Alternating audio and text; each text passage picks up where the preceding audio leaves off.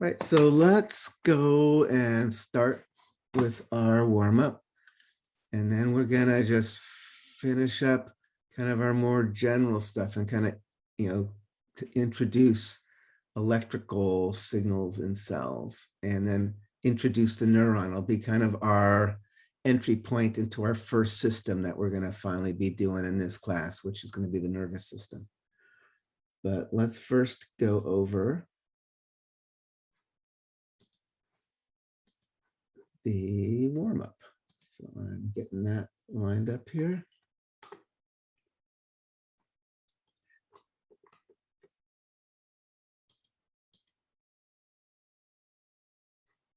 Okay, I'm going to share.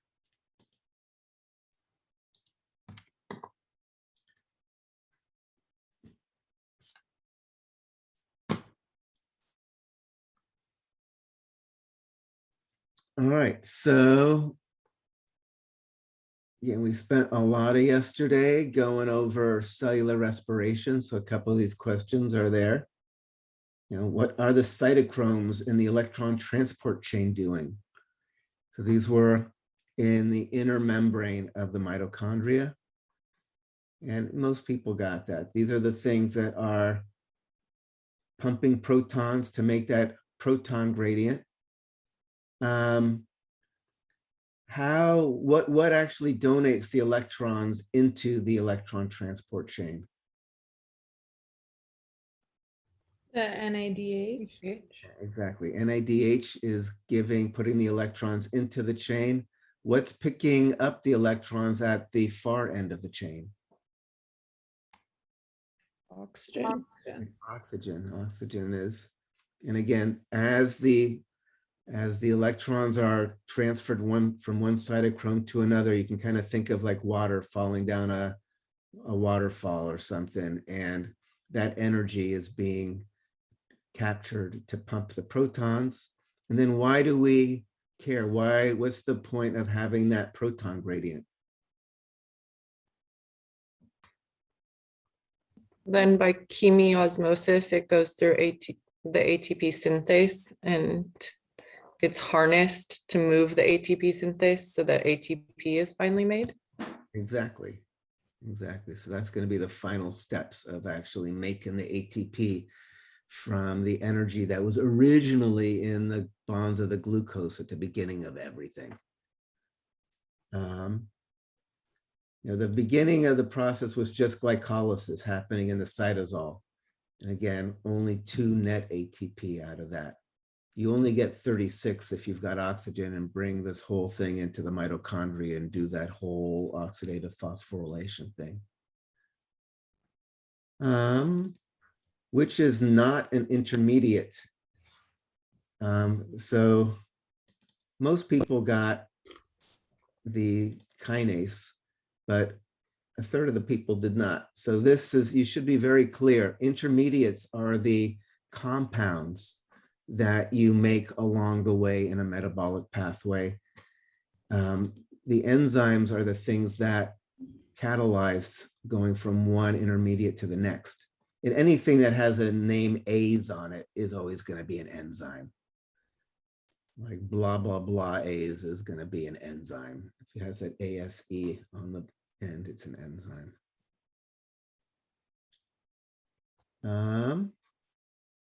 You have at least 2 benefits of second messenger. Most people got this, right? We talked about major amplification of the signal, talked about how you can have lots of flexibility. One ligand can have different outcomes in different cells, or multiple ligands can have the same outcome in the same cell. And we also talked about all the complicated control that's possible. Which are important second messengers. So this one, most people got that calcium and cyclic AMP are second messengers. These other things are involved, like protein kinase A is something that's usually activated by second messengers, but in and of itself is not a second messenger. Phosphodiesterase is what breaks down the second messengers to kind of stop the pathway, but it's not a second messenger. These are things that are part of the second messenger pathway, but they're not. The actual second messengers are like calcium, cyclic AMP. The other one we'll see in this class a bunch is cyclic GMP. I have a question. Why didn't you give partials on this one? What do you mean? So I got it completely wrong, but I used calcium and CAMP, and I think I used the kinase, but I at least had two of them right, and I didn't get any partial credit on that.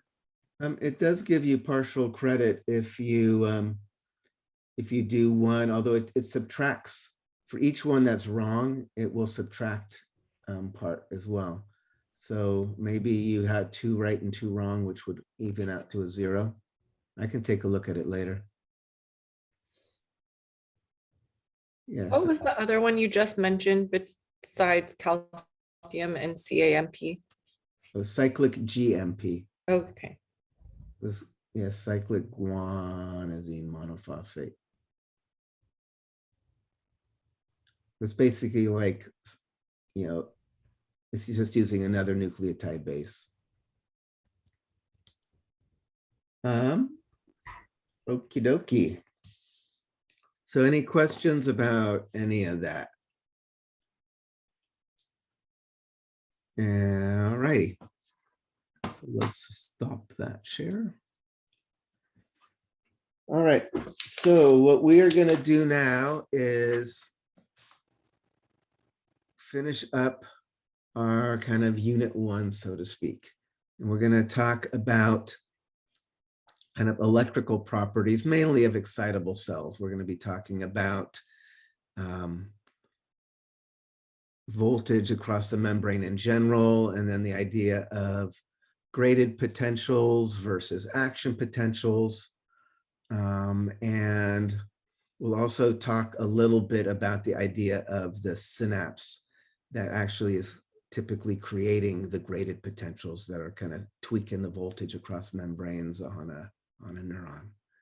So for this all to make sense, first we're gonna introduce the idea of the fluid compartments of the body, because what happens with the voltage has to do with the amount of ions on one side of a membrane versus another. And so we need to kind of have some definitions about the intracellular and the extracellular fluid and just get a sense of how that all works.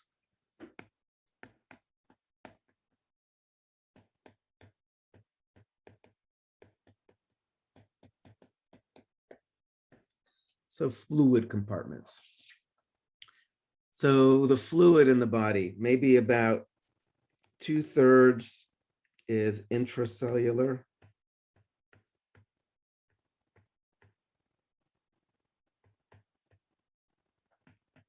One-third is extracellular.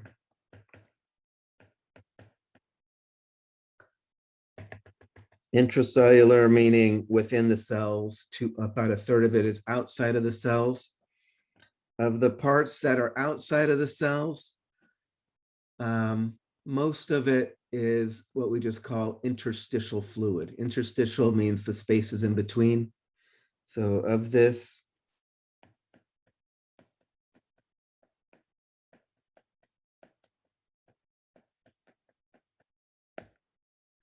like 1/4 is your plasma. Right, so that, if you do the math, your plasma is about 1/12 of the overall fluid in your body. As you get further on in your studies, this will be really important. Like when you think about just dosing drugs and things in pharmacology, you think about how much of it is partitioning into the plasma and getting from the plasma into the interstitial fluid and into the interstitial fluid into the cells and this and that. So this is going to be important in lots of different things you're going to be looking at as you go on in the future. For our class, all we are going to really care about so much is that the intracellular fluid versus the interstitial fluid. This is the extracellular fluid, the fluid outside the cells, tends to have very different concentrations of different kinds of ions. So like if I have a cell here,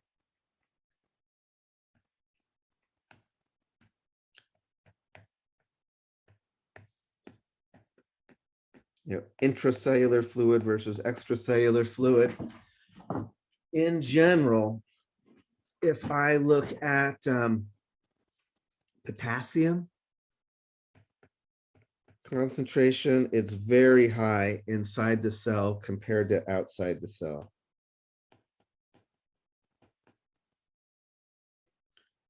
If I look at sodium, tends to be very low inside the cell, but very big outside the cell, sodium concentration. This is maintained by these little sodium potassium pumps that are always running. So there are these little ATP driven pumps that are constantly pumping sodium out of the cell and pumping potassium into the cell. And this is running with ATP.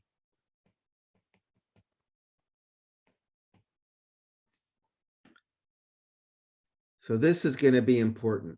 When you think about the diffusion gradient for sodium or the diffusion gradient for potassium, sodium, just according to diffusion, is just going to want to come in because there's a lot more outside compared to inside. Potassium, on the other hand, is always going to want to leave because there's a lot more inside compared to outside. The other things that you should think about, chloride is bigger outside. So if I open up a chloride channel, the chloride is going to want to come in.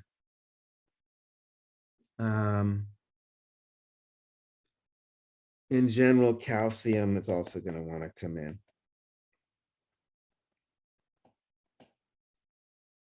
This is going to be important because we're going to be opening up sodium channels or calcium channels or chloride channels, and it's going to be important to know which way is it going to move.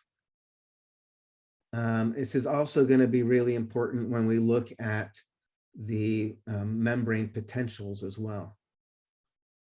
So this is something you just need to know, like in the back of your head. You just memorize, like sodium.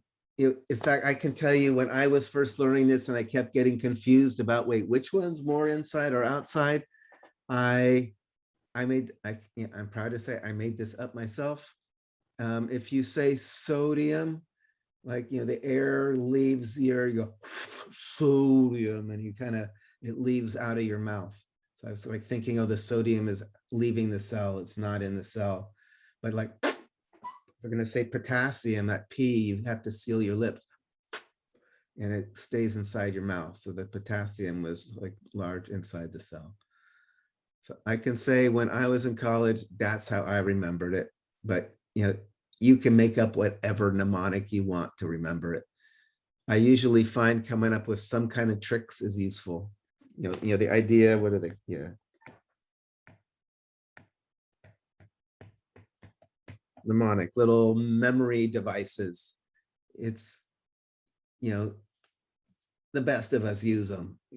Just kind of trying to remember something out of the blue is not that easy at all. Usually you take it and you make some little trick to make it easier to remember things. I have a quick question. Uh-huh. You said that potassium is higher inside than it is outside. Uh-huh. Why would the potassium go inside then? What do you mean?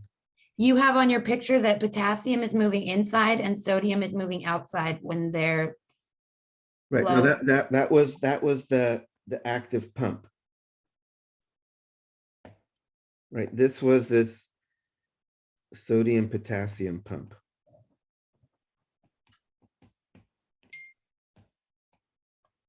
Driven by ATP. Okay. That is constantly running. That's what's actually helping create that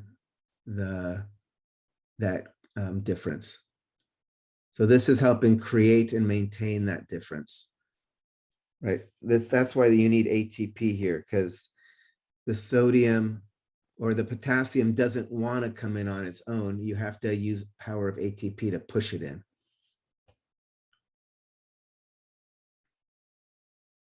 So does that make it clearer? Yeah. Cool. Okie dokie. So what we're going to do now, we are going to set this, I'm going to review exactly what we mean by voltage across the membrane. Then we're going to talk about what happens if a cell is permeable to like just sodium, for instance, or just potassium, and look at what happens there. We're going to describe what we call the equilibrium potentials for sodium and potassium. And then we're going to put that into a more realistic context of how that works in real cells.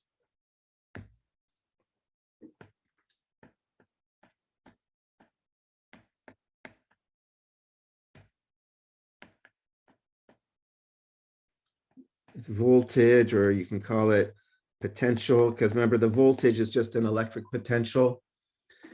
The symbol is usually V for voltage, but sometimes you use the symbol E, which is for like electromotive force.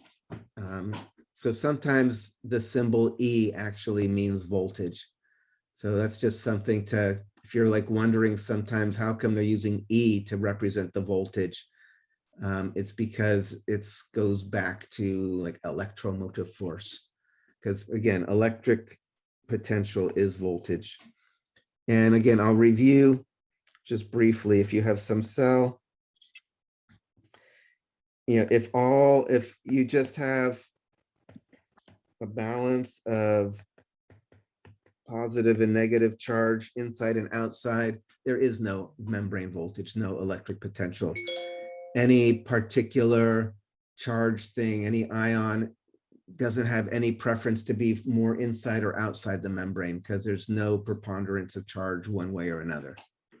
But if there is a charge imbalance, if I take a bunch of the pluses and there's more pluses outside and there's a net minus inside, this is going to create a voltage across the membrane. There's this charge separation.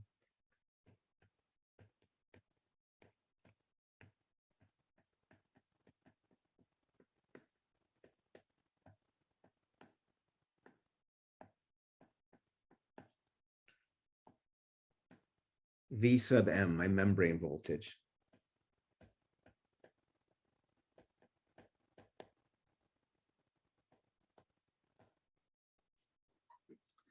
And again, I always define my membrane voltage. V sub M is always inside with respect to outside.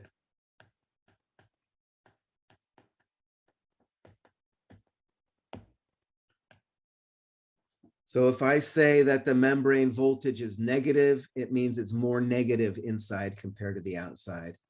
If I say the membrane voltage is positive, it means there's more positive on the inside compared to the outside. That's going to be important. Can you say that again really quick? Yeah, so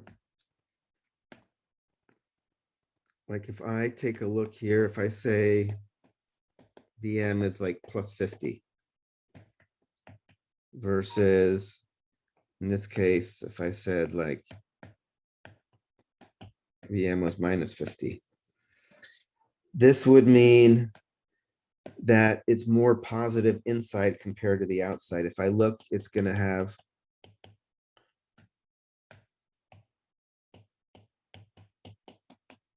the inside is going to have more positive charge compared to the outside. If I said it's minus 50, I should say millivolts. Let's give it units. I just did the thing I said, never do, never put a number without units. So if I have minus 50 millivolts, it means it's more negative.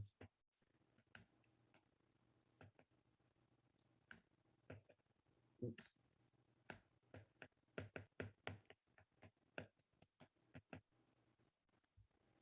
It's not purely negative. It's just more negative inside compared to the outside. So does this make sense? Could you go back to the last slide really quick?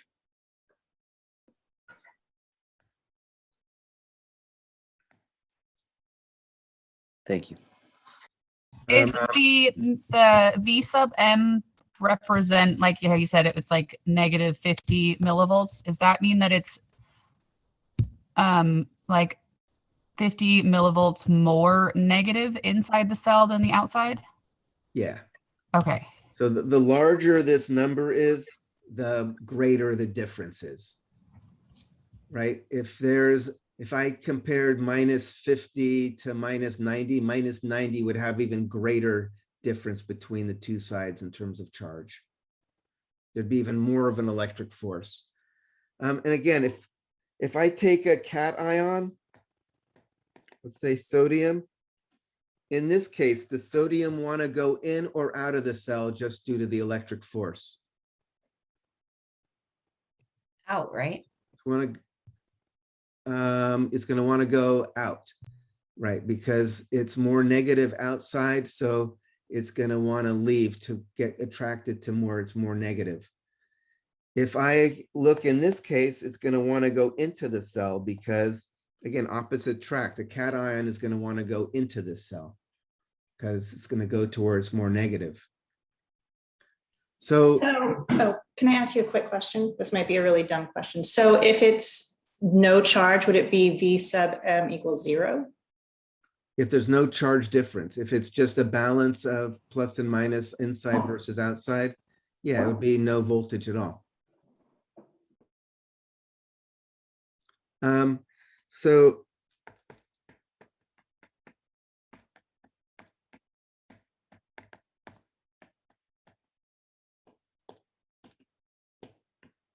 it's important to remember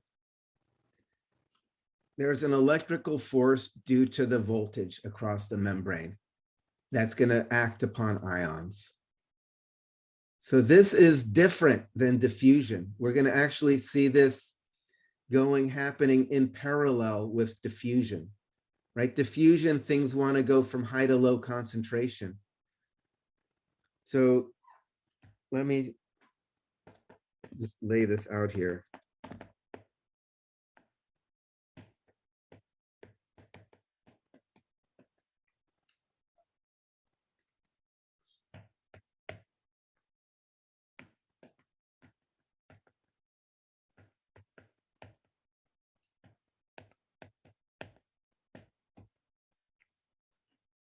So these are two things that are happening at the same time in parallel, and they might be going in the same direction or they might be going in opposite directions, right? If I have a cell here, let's say there's lots of potassium in here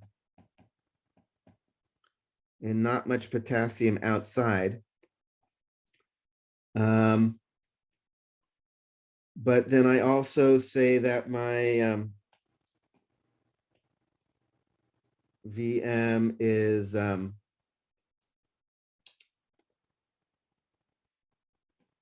plus 50 millivolts.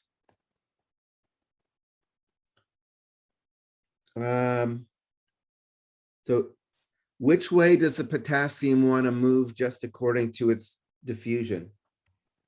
How? It's going to want to move out. Which way does it want to move due to the voltage? In?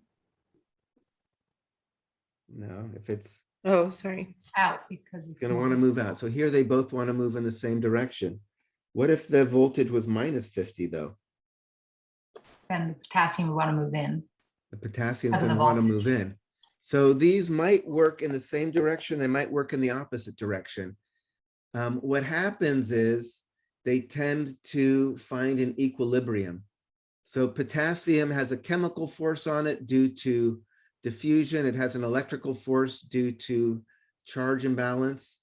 And typically the potassium is going to keep moving until it reaches some equilibrium where the electrical force and the diffusion force balance. So that's what I'm going to show you right now, is this idea of this equilibrium where both the diffusion and the electrical force balance, and they create what's called the equilibrium voltage for either potassium or for sodium, as we're going to see in a second. So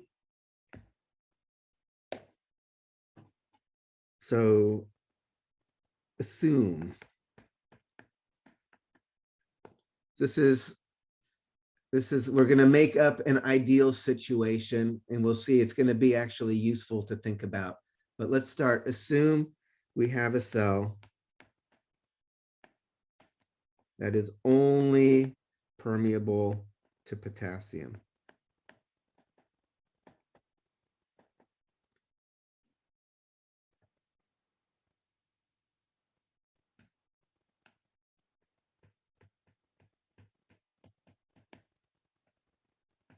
So we have these potassium channels that let potassium move in and out.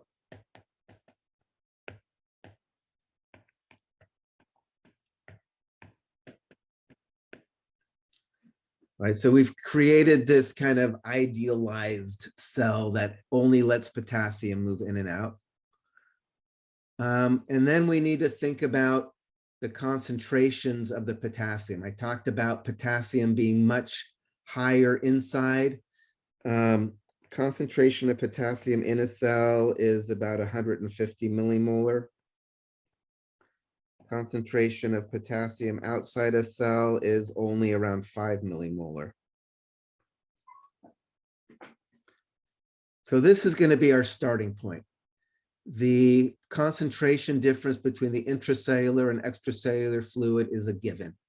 It's created and maintained by the pumps and things like that. So just let that be what it is. And then, like I said, I made up a idealized cell that is only permeable to potassium. So all we need to do is think about potassium. We can ignore every other kind of ion right now. So at time equals 0, what's going to happen? So at time equals 0, let's say everything's balanced in terms of charge inside and out. That means there's no voltage. But the moment I let this thing go, what's potassium going to want to do? Move in or move out. Which one and why? Leave the cell.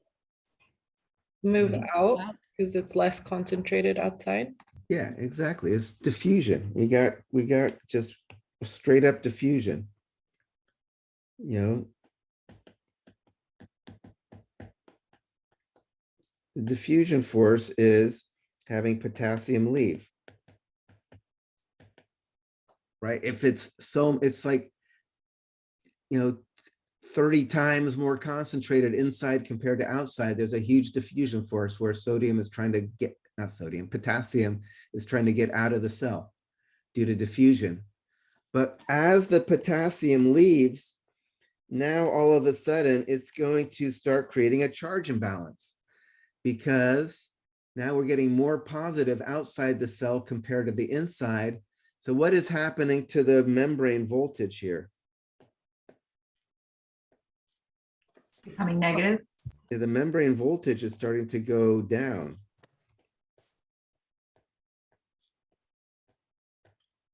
Because we're now getting more negative compared to the outside. So now we have a negative voltage. What is the result of that negative membrane voltage going to be on our potassiums? It's going to draw the potassium ions back inside. Exactly. Now we have this electric force.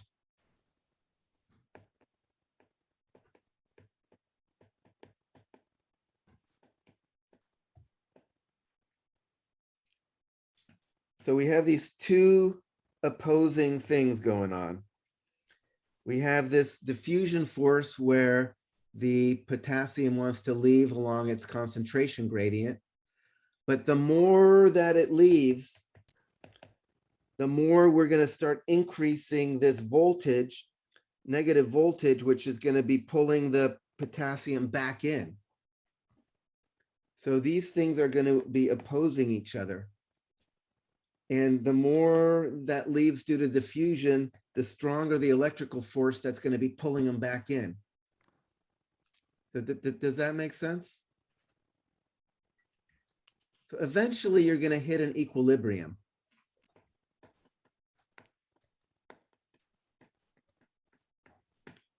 Where so much potassium has left that it creates a strong enough electric force that it is exactly balancing out the diffusion force that is making the potassium want to leave. So potassium leaves according to its diffusion force, but as it leaves, it creates a voltage. And at some point, that voltage is going to create a force that exactly balances out the diffusion force. So there's no net movement anymore, in or out. So we're going to get this V equilibrium for potassium, and it's going to equal actually 90 millivolts. We'll put a star by that.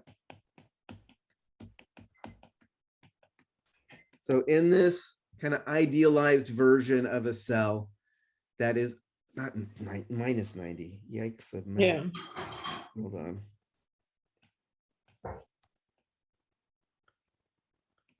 Minus 90 millivolts.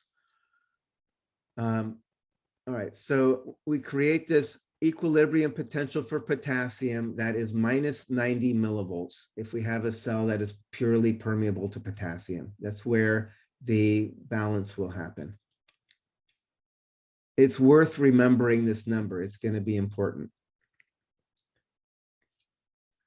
I should mention that in order to create these voltage changes, you only have to have the ions kind of moving right at the actual membrane. If you look inside the cell, there's still lots and lots of potassium and other things all floating around. So you can have the voltage change in not that many actual ions are moving in the big picture. So we're not really messing with these concentration gradients that much by having the ions move in and out of the cell. Eventually, it does mess up the concentration gradients, and you have to use those pumps to clean things up.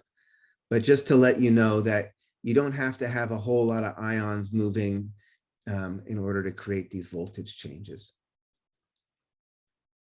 So does this make sense then? Our equilibrium potential for potassium. Is the negative 90 millivolts like the equilibrium for everything? Like, would this be the same for like sodium as well, the negative 90? It's going to be really different, and I'll show that. We'll do that. Let's do that right now. If we look at a cell here, let's assume only permeable to sodium.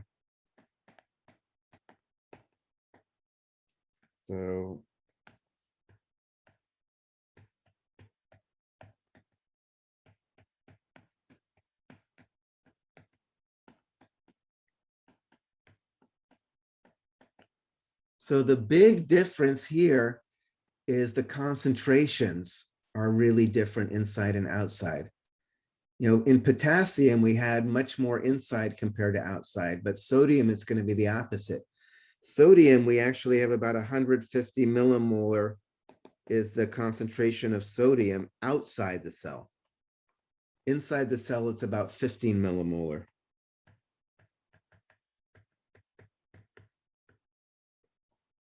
So here we actually have 10 times as much concentration outside compared to inside.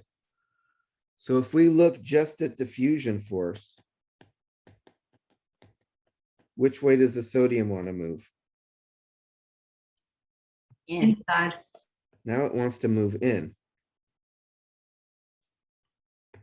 which means we're going to start getting more plus inside compared to the outside.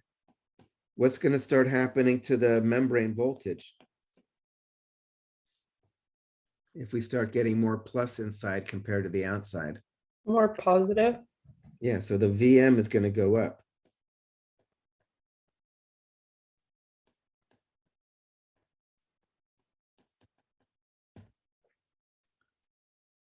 So as the voltage becomes more positive, what's going to be the electrical force on the sodium?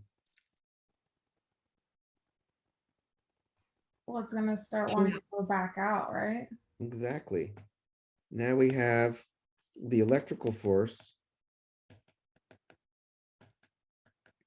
is going to want it to go out because it's now more positive inside, more negative outside. So this cation ion wants to leave according to the voltage, but it wants to go in according to diffusion, and they're going to find a balance.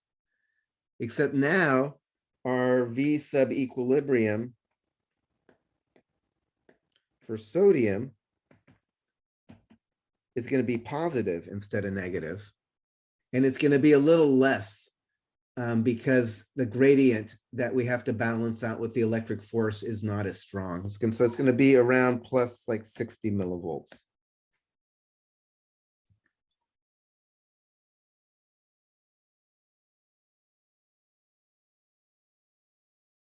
Right, there's an actual equation, the Nernst equation, where all you need to do is plug in the concentrations inside and outside, along with some constants and stuff, and it will actually just give you what is the equilibrium potential.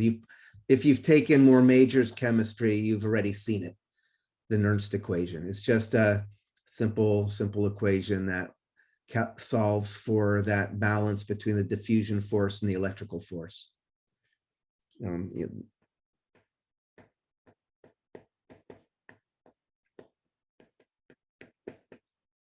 You don't need to know the Nernst equation, but you should understand the basic idea here, why sodium equilibrates at a positive voltage and potassium equilibrates at a negative voltage.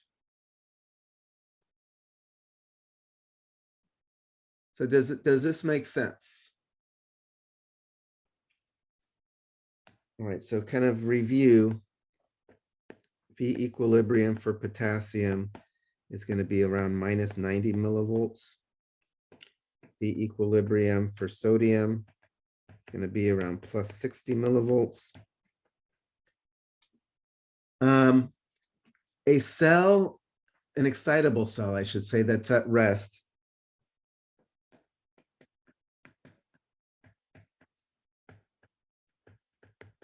mainly permeable to potassium.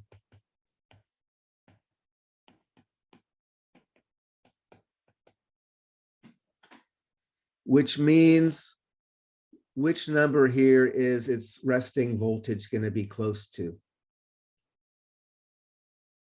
90? It's going to be closer to that minus 90. So V sub rest is typically around minus 70 millivolts. It's not all the way at minus 90 because there is other stuff going on. It's not purely potassium, but it's going to be close to that potassium thing. And definitely nowhere near the sodium thing or sodium equilibrium. But what we can do, because we have gated channels, we can actually swap the voltage pretty easily just by kind of creating a situation that are similar to those two things I just showed you. If I open up a whole bunch of sodium channels, I'm going to have the voltage go up towards here. If I then close those and open up a bunch of potassium channels, it's going to come back down to here. So I'm going to be able to make the voltage go up and down really easily by just making the permeability of the membrane closer to sodium by opening up a bunch of sodium gated channels, or instead having it more potassium. So this is going to be kind of the main trick your neurons use and your muscle cells use to create these action potentials and stuff across the membrane. It's just opening up channels. If you open up a cation channel, it goes up. Well, not cation. If you open up a sodium channel, it goes up. If you open up potassium channels, it can start going down, or you can even get below resting by increasing the potassium conductance to bring it even closer to the potassium resting or potassium equilibrium potential. We'll see that actually in the refractory period of the action potential. We're going to bring the voltage of the membrane below resting because we're going to have a really major potassium conductance in the membrane. So I think this kind of lays out the real kind of main theoretical framework you need to kind of understand the graded potentials and the action potentials that we're going to look at in the neuron now. Trying to think if there's anything else. Are there any questions before we start taking this and adding to it? Okie dokie. So I am now going to introduce a neuron, since this is going to make more sense if we do it in the context of a neuron. We'll also see similar things in the context of other cells, particularly muscle cells. We're going to look at a multipolar neuron.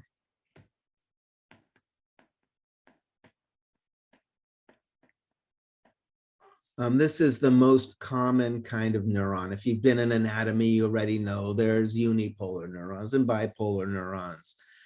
These are the most common kinds of neurons. These are the ones that make up the bulk of your brain.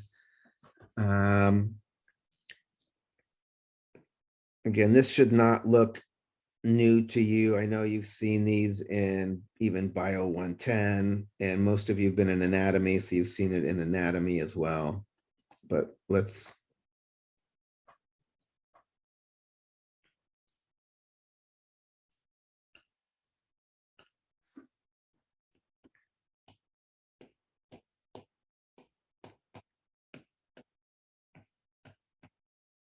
so this is the classic multipolar neuron. The cell body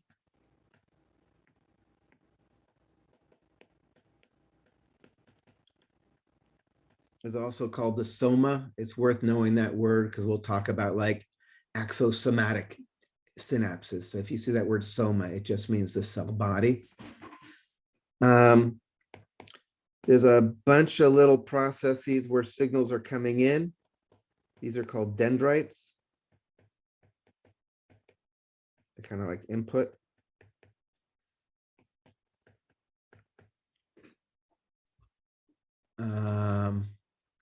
There's typically one major output called the axon, where the signal's going out. The origin of the axon is going to actually be really important for us to pay attention to. It's called the axon hillock.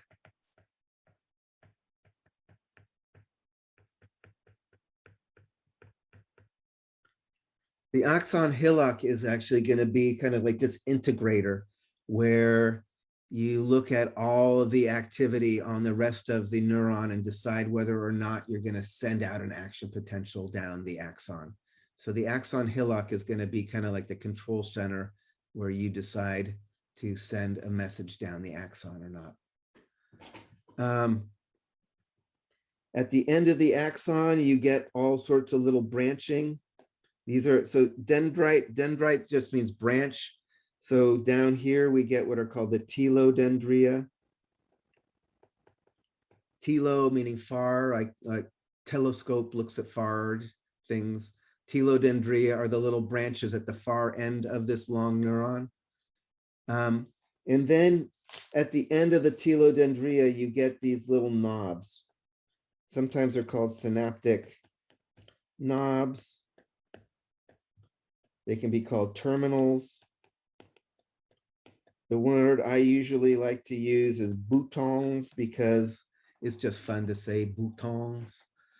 But synaptic terminals, synaptic boutons, synaptic knobs, it's all the same. These are the things that are going to talk to the next neuron that are going to make the little synapses. So like if I have another neuron here, you know, these things can be talking to the dendrites of some next neuron. And similarly, there can be other neurons talking to this neuron. And I can send my axons either to dendrites, or I can send them down and make, you can have what are called axosomatic synapses, where the little synaptic terminals from other neurons are synapsing either on the soma of the cell, or they can synapse on the dendrites of the cell.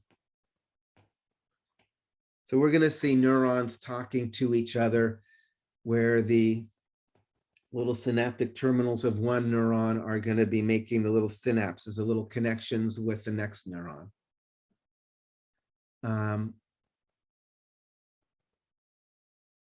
I should also mention this is super simplified, right? A real neuron might have 100,000 interconnections with other neurons, right? So obviously it's super complicated compared to this. There are just tens of thousands of little extensions coming in and out of these things. So this is highly simplified. But for the purposes of our class right now, it's important to kind of remember that we have dendrites where messages are coming in.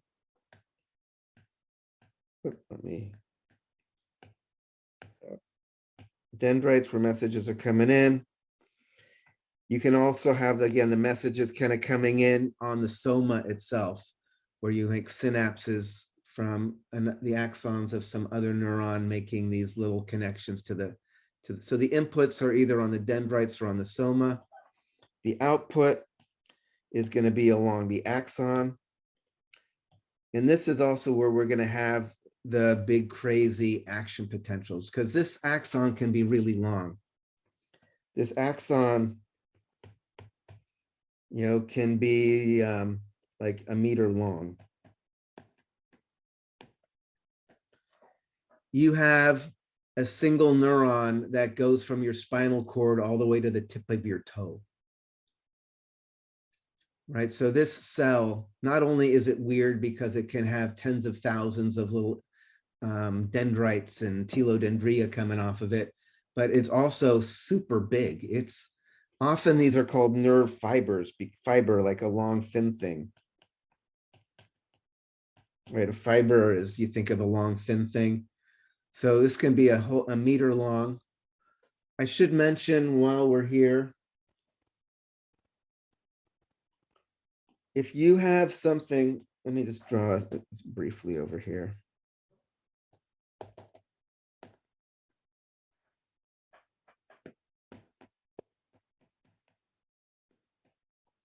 So let's say this is my neuron. Where do we actually have the machinery to make stuff in a cell? Nucleus. Yeah, the nucleus, and then the ribosome. So this is where you're actually making stuff. But then we got to get it out here into the hinterlands, out into the antipodes. And again, like I said, this might be 1 meter long. This could be really long. So we need to have kind of a mechanism to transport things from one side to the other side of this really long cell. And there's two kinds of ways things get moved along. There's slow axonal transport.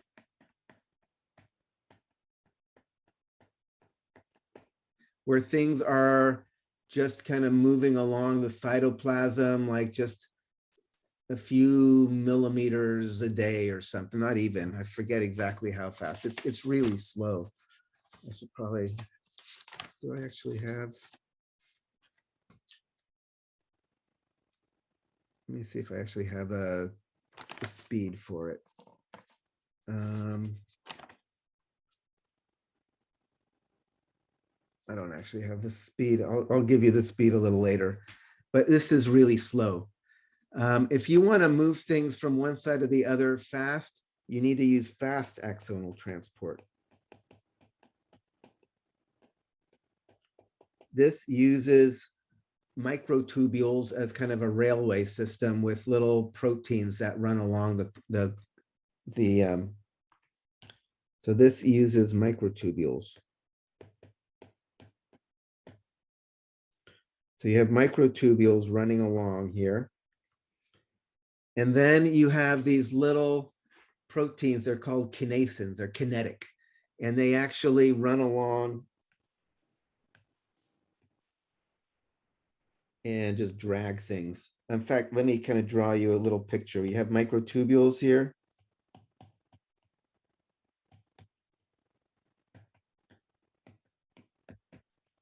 That's what's supposed to be in there. These little kinesins literally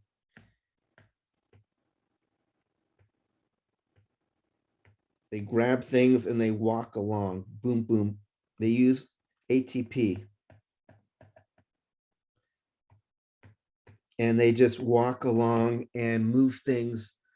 And you can move things like really fast to get from one side to the other side of this thing. You know, so instead of taking months to get from one side to the other, you can get there in less than a day.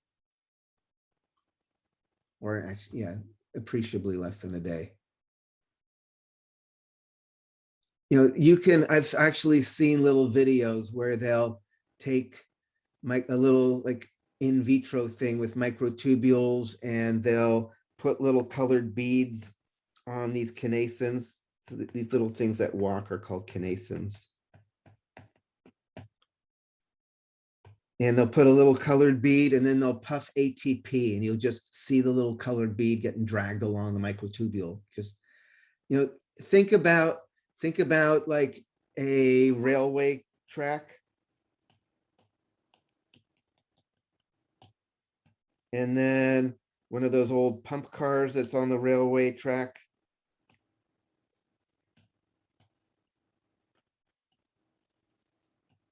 You know, where these two people are on either side going up and down and up and down, and it just keeps going along the railway track. It's like that. As long as there's ATP, there's some energy to keep pulling this thing along the track to get it. And we can have anterograde or retrograde. Anterograde meaning forward going that way, retrograde meaning going backwards this way. One of the things this leads to, like one of the things I'll bring up as kind of a clinical thing that will maybe make this make more sense is like herpes. Herpes, you can get, you know, there's simplex one, oral herpes, genital herpes, but you basically get it on your skin, right? This little herpes simplex virus ends up, you know, either you gave somebody a kiss or you had sex or whatever, and this virus got transferred onto you. And it turns out that it then gets into the sensory neurons and it hooks into this fast axonal transport and it gets pulled all the way back and it lives in the cell bodies of the neurons. So when you first get the infection and you've got your rashes and stuff, it's also hitching a ride on this fast axonal transport and setting up camp in your sensory neurons. The dorsal root ganglia, if you've been in anatomy, you know all your sensory neurons have their cell bodies right along your spine there. So they're living there. And you know, if you get an outbreak of it, you know, people can get it if they're stressed or this or that. These little dudes who've been kind of hanging out and camped out in your dorsal root ganglia and the neuron cell bodies can hitch a ride again on the fast axonal transport, but this time going the other way and get back out to your skin and create a little outbreak for you. So this fast axonal transport is important for the neurons to be able to move things to the far end and back to the cell body just for normal functioning. But then it's unfortunately hijacked by like herpes to do its little trick to set up camp deep in your body. So just putting that out there. So where are we? 9:07. We're doing all right. So how are this all making sense? All right, so now I have a quick question. Last semester in anatomy, we learned about myelin sheaths. Is that the same thing as these microtubules? Because I remember her teaching us that myelin sheaths were surrounding the neuron, they're covered in white. Is this the same concept as the microtubules for fast axonal transport? No, so the microtubules are inside the cell, inside the axon. It's moving things Oh, within okay. the cell. The myelin is going to be outside the cell. And also the myelin is not a organelle. It's going to be a separate cell, either a Schwann cell or an oligodendrocyte that wrap this insulation around the axon. And But it's gonna those help, I'm sorry, but those help conduct stuff faster, right? From, if I'm remembering correctly. it's going to conduct electrical signals faster though. Oh, okay. Okay. I think I was getting confused between the two. Yeah. The fast axonal transport is about carrying stuff from one end of the cell to the other. The myelin will be important for speeding up action potentials, the electric. Oh, okay. I see. Thank you. Sure. All right. Which brings us to graded versus action potentials.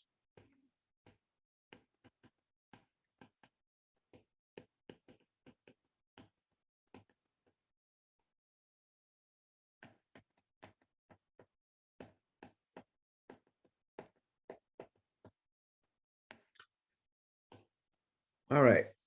So there are two main kinds of voltage changes across the membrane that we need to learn about. And they're both voltage changes. They're both going to be ions creating charge imbalances, but there's some fundamental differences in how these look and where you find them and what kind of jobs they play. So I'm going to lay out kind of the big picture of what they are, and then we will look at the details of how they're created. And that will be kind of like the tie-off point. Once we start kind of the next unit, we're going to be looking at how graded potentials and action potentials are working together in your nervous system and your brain to do all sorts of cool stuff. But we're going to kind of define them and give you the basics of what they are and how they work right now. So graded potentials. First, we can just talk about this idea of continuously variable.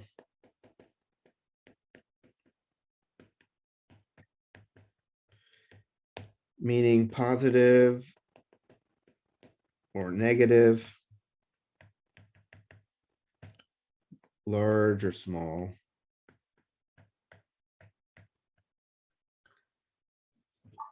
You know, these are going to happen basically by letting ions cross the membrane. If I let a sodium cross the membrane potential is going to start becoming more positive. If I let more sodium come in, it's going to become even more positive. If I let chloride come in, it's going to start becoming negative. If I let even more chloride come in, it'll become more negative.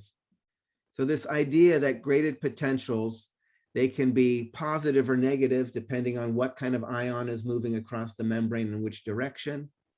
It can be larger or smaller depending on whether or not you have a lot of ions or just a few ions moving across. Right, so that's a graded potential. It can go up or down. It can be smaller or bigger. Action potentials are very different. These are kind of like lighting a fuse. You know, if you light a fuse, either the fuse is burning or the fuse is not burning. You can't like have the fuse going negative or the fuse going positive or the fuse being strong or the fuse being weak. It's just lit or it's not lit. So this is what we call all or none.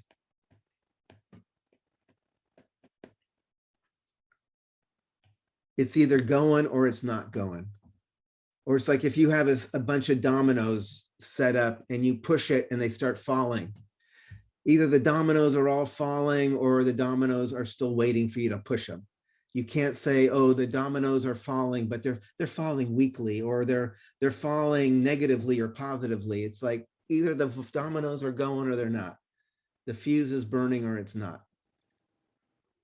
So this is going to be a big chain reaction that starts and just goes till it ends. maybe I'm going to say it's kind of like a chain reaction. Other differences. Graded potentials. These are found on dendrites and the cell body.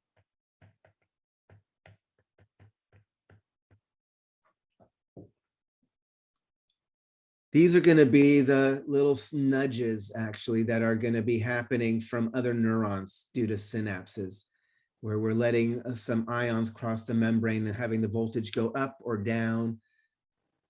The action potentials are these big, long signals going down the axon.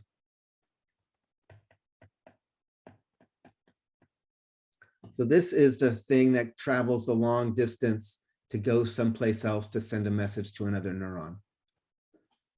Speaking of which, graded potentials tend to be local.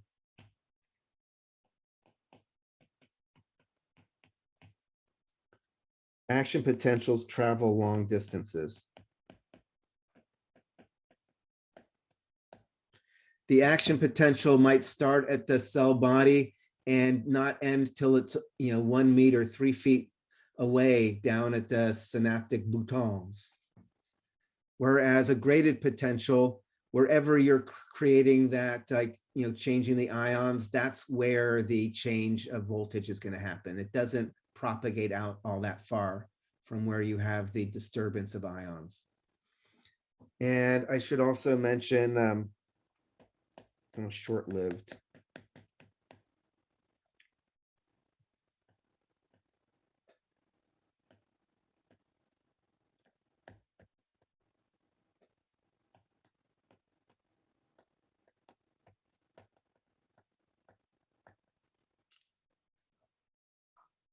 So with a graded potential, typically you open some channels, the voltage changes as ions cross the membrane, and then things resolve and go back to normal.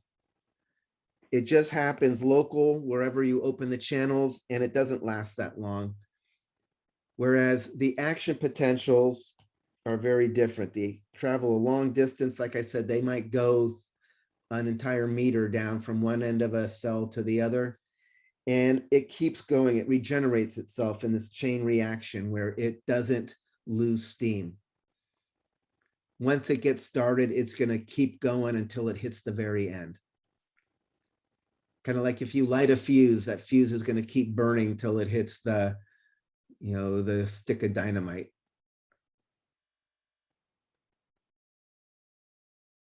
So does that make sense? Okie dokie. All right, so let's talk about this first. We're going to talk about graded potentials. And I'm going to talk about how they typically happen. So let's go back to a neuron.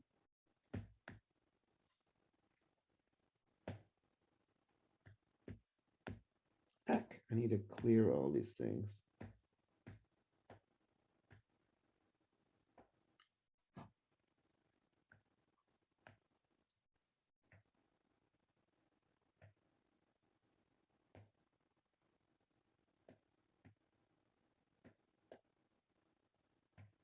So here's some neuron. And then it's going to be talking to lots of other neurons. I'm going to add in a red neuron.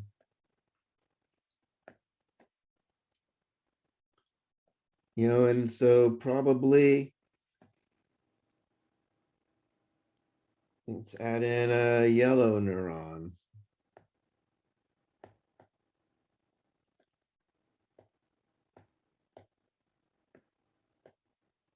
Let's add in a green neuron that's coming in to talk to this one.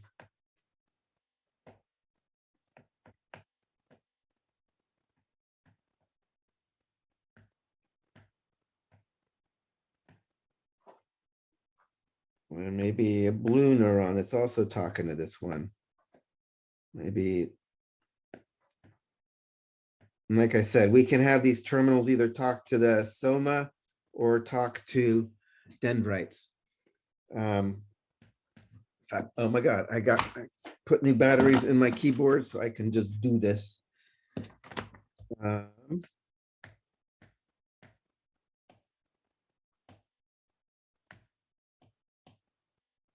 So this would be what we'd call like an axosomatic synapse. A connection from the axon of one neuron to the soma of the next. You know, I can also have what I would call like an axodendritic.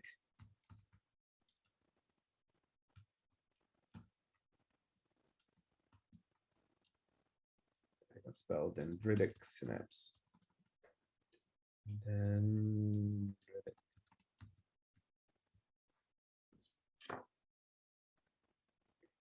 Right, so these are going to be connections where one neuron talks to another. And this synapse, which we're going to talk about in more detail,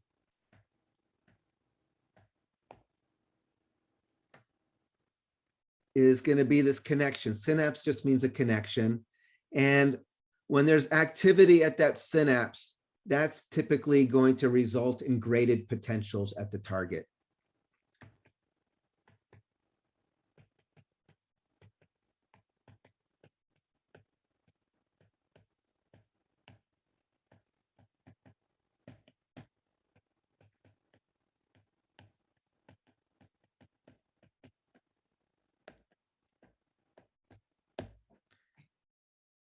So if this black neuron is talking to the yellow neuron, that means it's going to create graded potentials on this yellow neuron. Or if this blue neuron is talking to the black neuron, it's going to create graded potentials on the black neuron. And again, graded potentials are formed when you typically open ion channels that let ions cross the membrane. So we're going to talk a bit more then is this idea of the synapse. Can you just, what do you mean by the target? Is that the one accepting the message? Yeah, the one accepting the message. Okay. Yeah, exactly. All right. Actually, I'm out of whiteboard, so I'm going to stop sharing. That's just to clear out all my whiteboard. So what we're going to do now is look at the classic synapse. So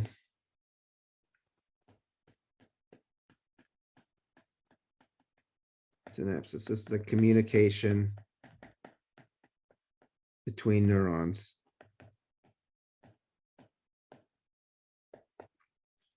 Synapse can also, there's other kinds of synapses. The word synapse just means a connection, but we're going to look at neuronal synapses right now. You can have electrical synapses.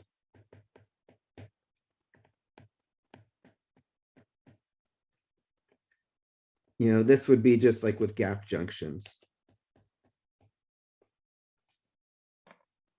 Right, we've talked about that when we introduced the idea of gap junctions. These are important.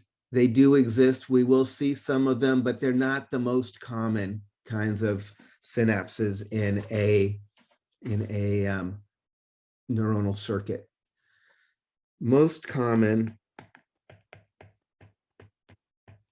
are chemical synapses.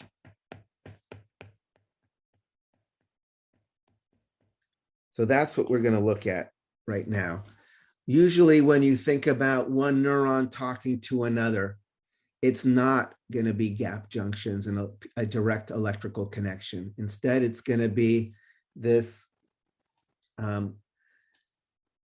chemical message that moves from one neuron to the next. The neurons don't actually touch. So let's see how that works. So here's one neuron. There's its little axon.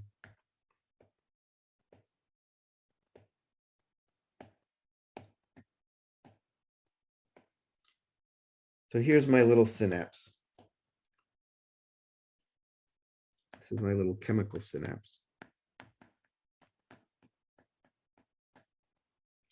Again, the message is going this way. In this case, yeah, the green would be the target. You know, it's the one that's receiving the message. So now I'll kind of draw this thing a little larger.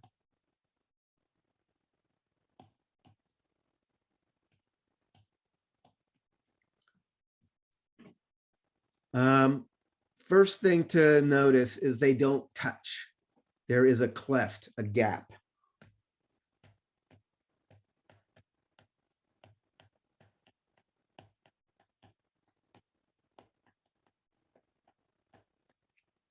It's about 40 nanometers.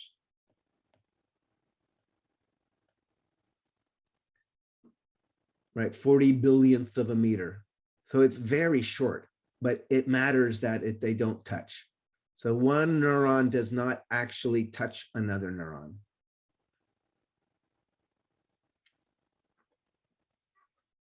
And then to make this thing, we need to add in some other parts and pieces.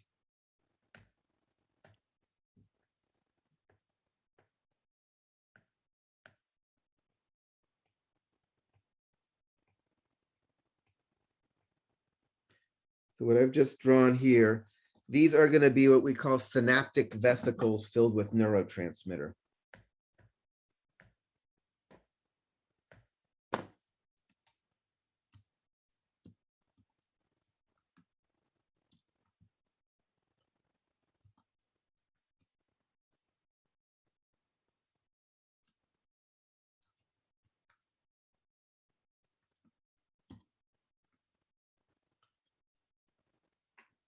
Neurotransmitter is just another kind of signaling molecule. You've heard of lots of them, like serotonin and dopamine and norepinephrine and whatever. Obviously, on our postsynaptic membrane, we're going to have receptors for that neurotransmitter.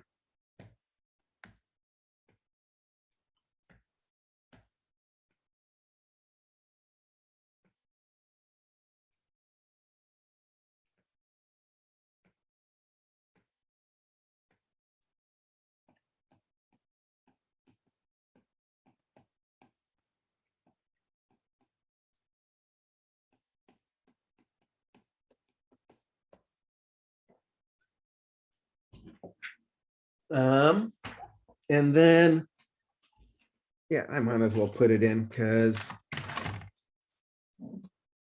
for completeness here, we're going to also have little calcium channels, voltage gated calcium channels.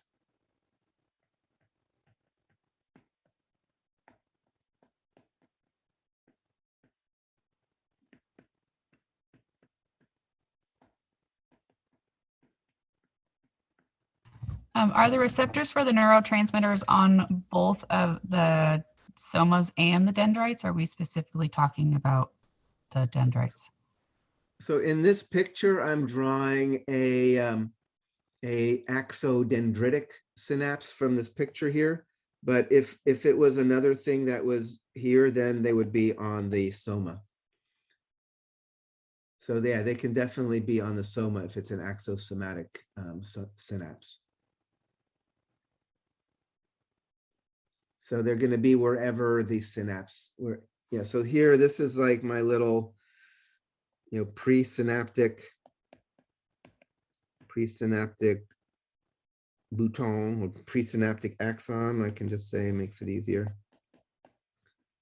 This is my postsynaptic dendrite. But if it was here, it would be a postsynaptic little piece of membrane on the soma. All right, so here we have everything laid out that we need. And the basic thing is we're going to have this action potential, which we haven't really talked about yet, sending a message down the axon. So there's this electrical excitation, this all or nothing electrical excitation running down the axon, and it finally gets to the very end. what do you think a voltage gated calcium channel is going to do when this electrical excitation reaches the very end of here at the bouton? It'll force the neurotransmitters out. Let's one step at a time. What do you think a voltage gated calcium channel will do? It'll open. It'll open. It'll open and calcium will come in. And then there is a bunch of stuff going on that you are not responsible for, but ultimately calcium coming in is going to trigger the exocytosis of the neurotransmitter. The little synaptic vesicles are going to fuse with the membrane and release the neurotransmitter into the cleft. So if I'm doing it this way, could say like,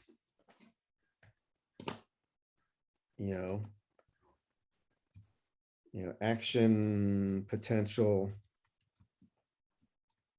travels down axon,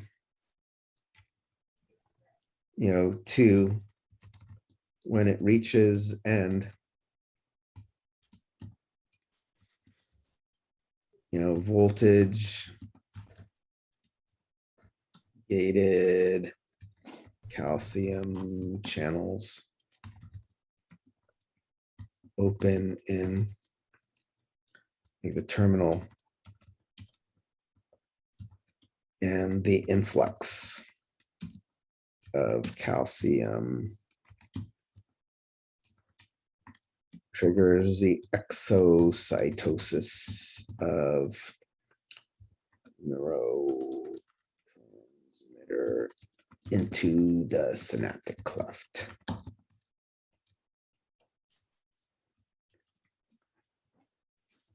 All right. So here we got the magic happening. The neurotransmitter is now in the cleft. And what's going to happen next? It's going to link into the receptors. Well, what's the word we use when we talk about some kind of ligand? Bind. It's going to bind. So now we're going to have the neurotransmitter binding in the receptor.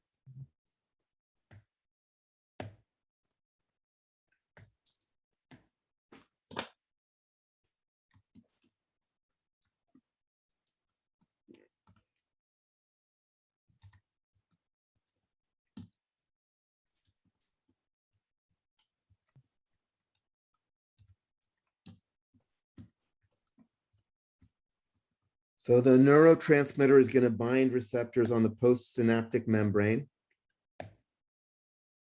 And now what do you think is going to happen? Endocytosis, right? When it suck it in, like it'll eat it. Like the receptor, when it binds to it, it consumes it, right? And then sends it out into. So we've been talking about receptors. What do receptors tend to do? What was initiate some other cellular response? This is where we get into like the first messenger, second messenger. Yeah, exactly. Remember signal, that's all last class was about signal transduction. What happens when a receptor binds a ligand? It can be a directly gated thing, like we saw, like this nicotinic cholinergic receptors where you just open up a sodium channel. Or it might be indirectly gated. It might be a second messenger system with G proteins and have a whole big complicated pathway. In this case, that's probably going to end up doing what? The whole point here is we're talking about how to trigger these graded potentials. If I'm going to create an electrical signal in my target neuron here, what do I need to do there? Open up a ion channel. Yeah, open up ion channels, right? So when the receptor binds the neurotransmitter, either through a direct gating or through a second messenger mediated pathway, I'm going to open up some ion channels on the target neuron, and that's going to create a graded potential, right? So if I go here,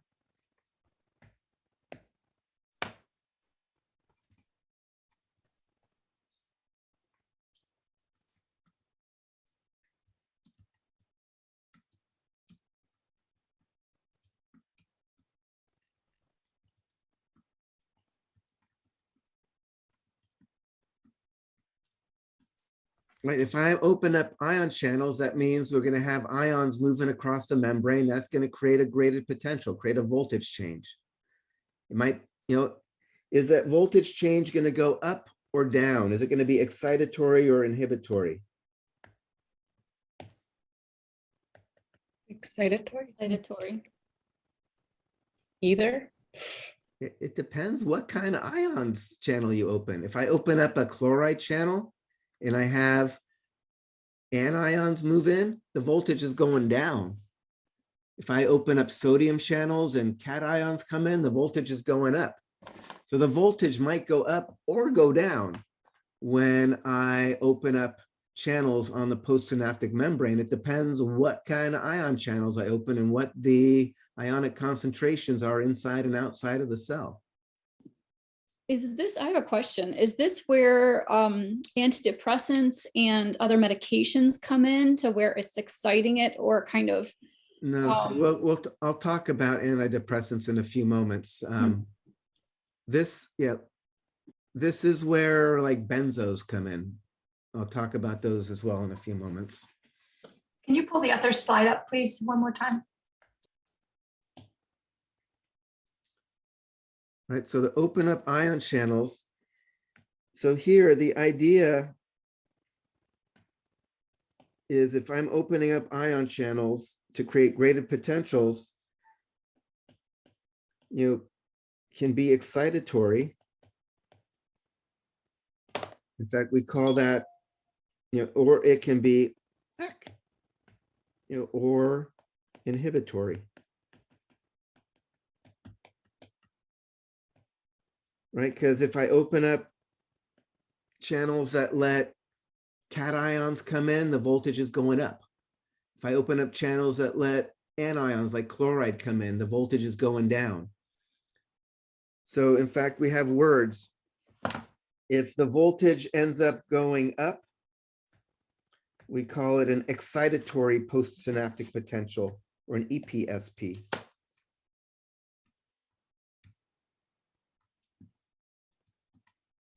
I have to make this smaller.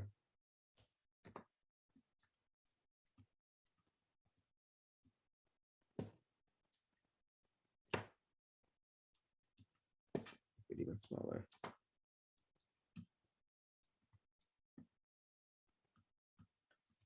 IPSP be inhibitory. Postsynaptic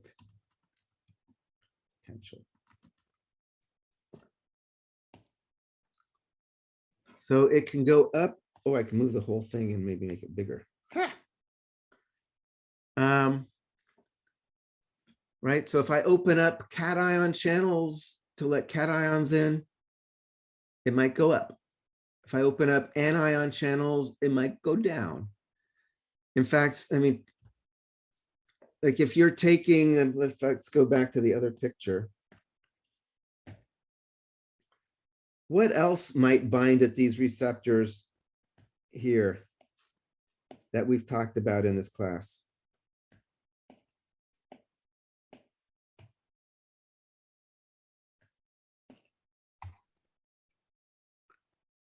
So this is the normal functioning here. This is what I would call the endogenous ligand, right?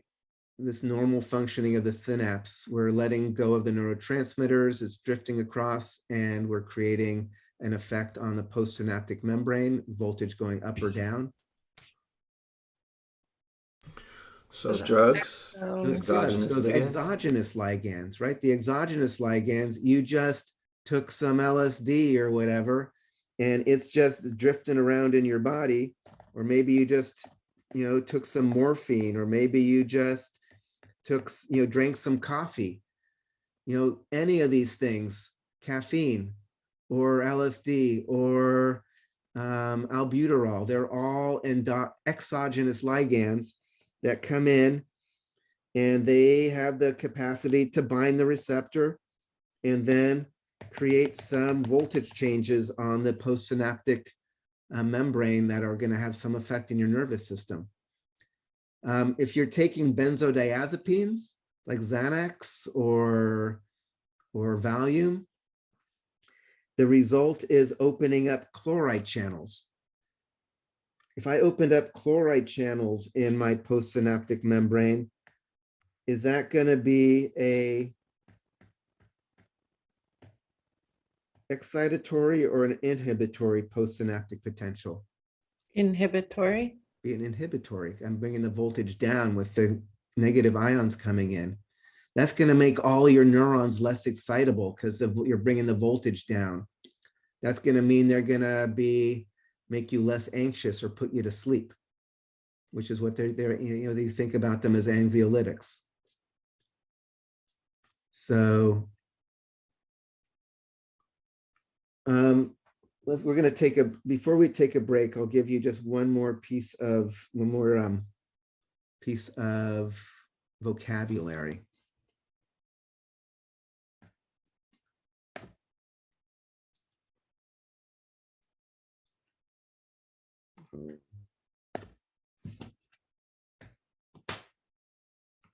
Depolarization.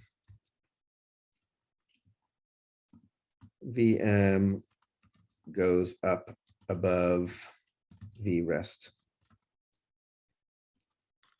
So if the voltage starts going up because like sodium is coming in and the voltage is rising up above the resting, we say that the cell is depolarizing or the membrane is depolarizing. If we're returning to resting, we say it repolarizes.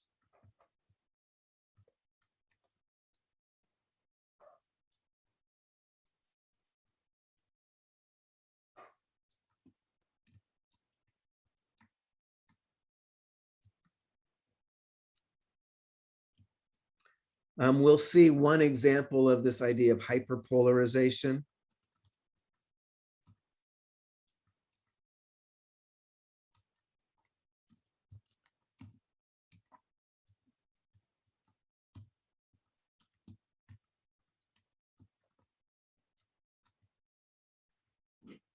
This is going to happen if you increase the potassium conductance beyond even what it normally is at resting.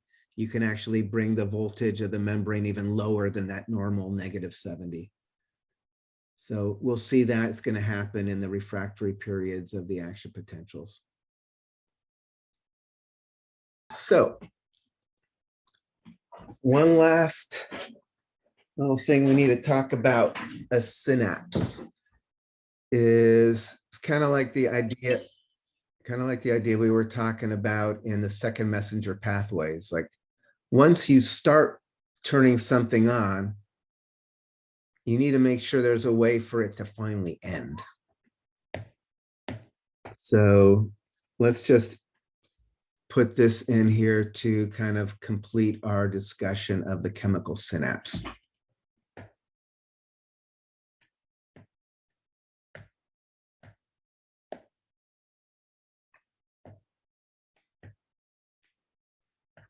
Right, so we released some neurotransmitter into the cleft. It bound with here, it created some activity over here. But this got triggered. There was some action potential came down. This message came down this axon, which triggered the release of the neurotransmitter, which bound here, which created some electrical activity here. But now it's done. Or at least this is done, but this is not done, right? There's still neurotransmitter hanging out there in the synapse, continuing to have an effect on the postsynaptic membrane. So we need to have some way to clear the synapse after this event. Otherwise, the signal never stops. So we're going to just look at briefly how do we clear the synapse?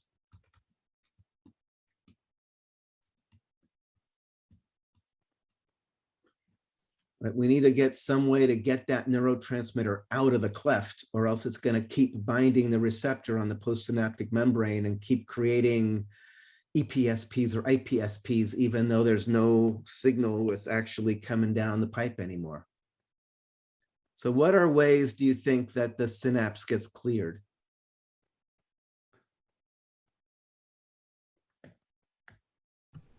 Enzymes that degrade the neurotransmitter? Totally. Enzymes. So a lot of cases, there are enzymes whose job is to break down the neurotransmitter. So it's going to get it out of commission there. In fact, one of the common drugs that is prescribed for people like with Alzheimer's is a acetylcholine esterase inhibitor. It's something, so donepezil is its official name, or Aricept is its like official, its brand name. You know, it works by inhibiting the enzyme that would normally break down acetylcholine in your synapses. Acetylcholine is important in a lot of the circuits involved with attention. So if you block the enzyme that breaks down acetylcholine, it keeps acetylcholine levels higher in the synapses than it would have been otherwise, and it seems to help people with attention, right? So that's one case of an enzyme that's used to clear the synapse, and also a drug that actually has its mode of action by affecting that process and increasing the amount of neurotransmitter in the synapse. What's another way synapses get cleared?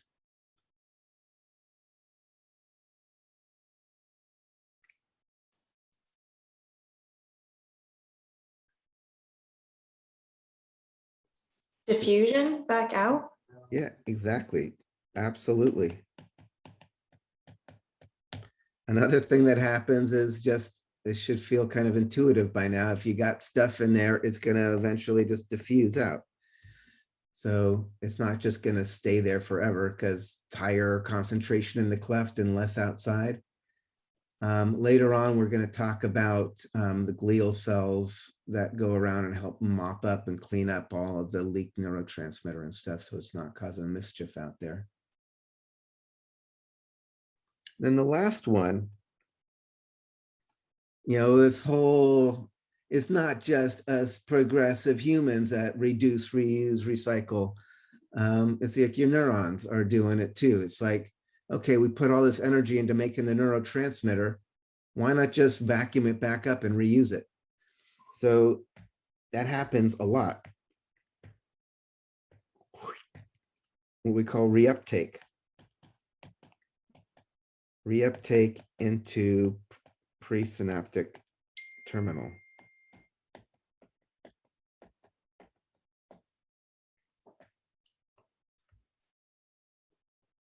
So like another like super common drug, Prozac.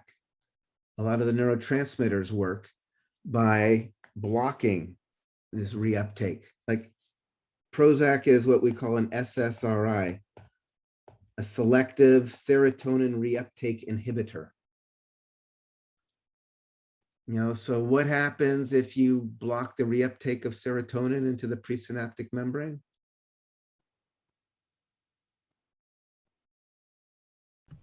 It keeps working, like it keeps Stays in firing. your system. Yeah. It's just gonna, yeah, you're gonna have higher levels of serotonin in the synapses than you would have had otherwise. Exactly why that makes you feel less depressed is not clear at all.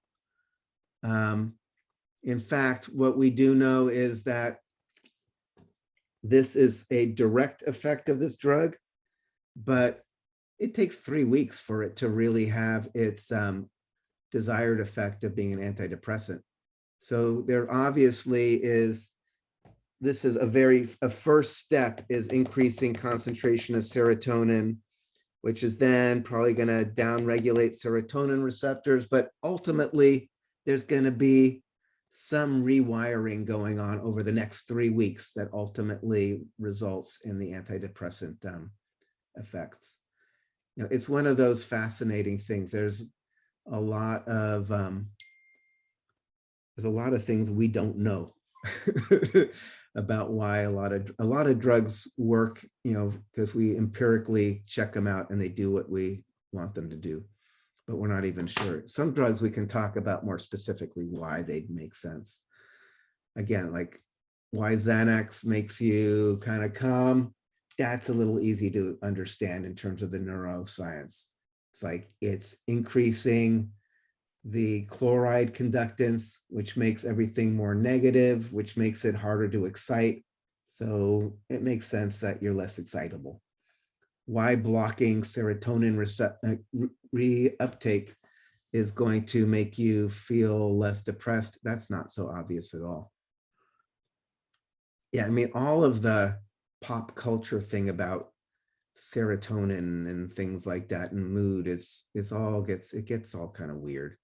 People take like little bits of information and try to make these compelling stories when there isn't really much of a compelling story.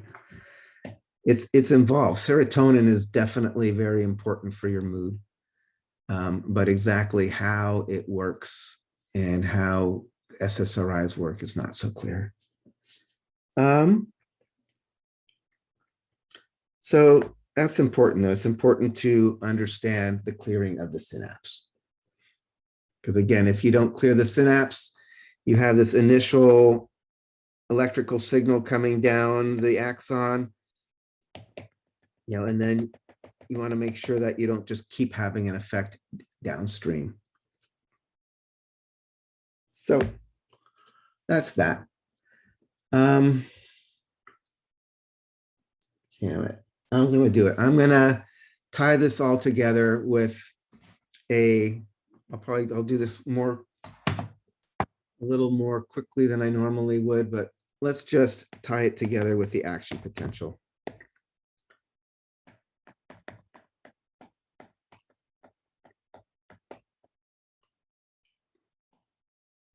Like I said, this is our neuron.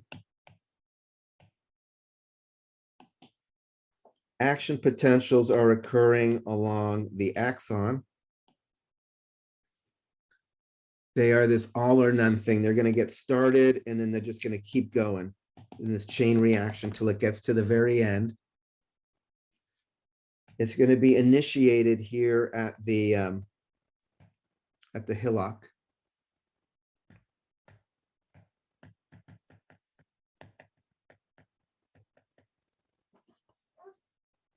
And the hillock is actually going to be like this integrator.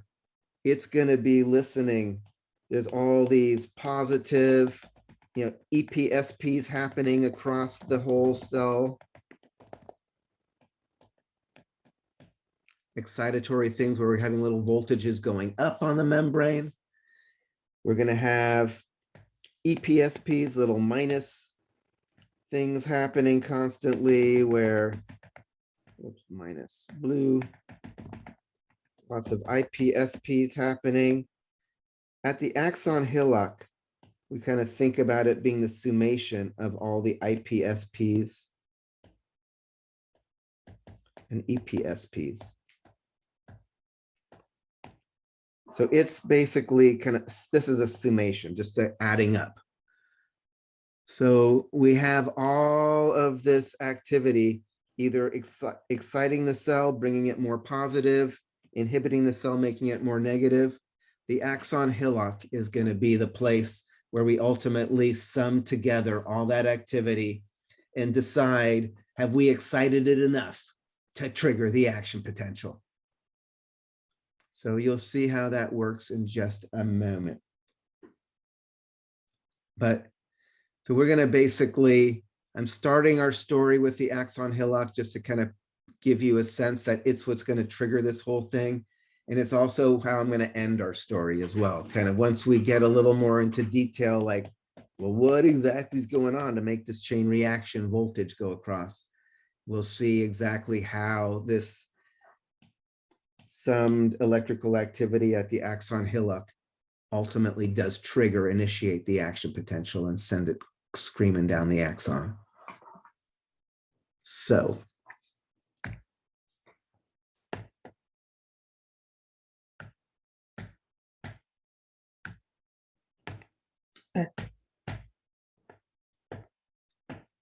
in the axon, we're going to have two populations of specialized voltage gated ion channels.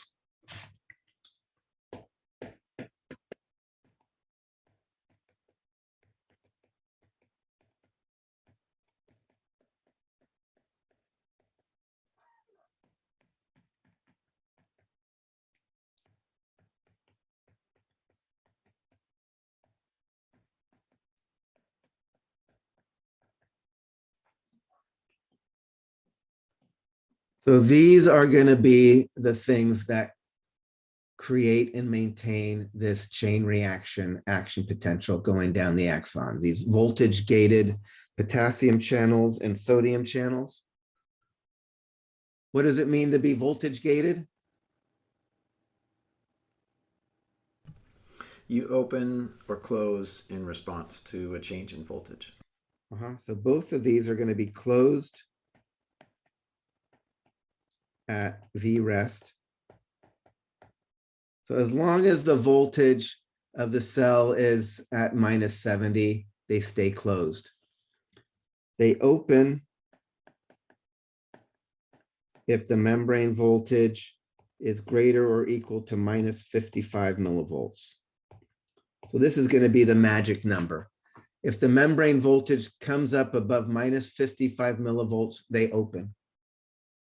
If the voltage is below, they close. So that is kind of at the core of it.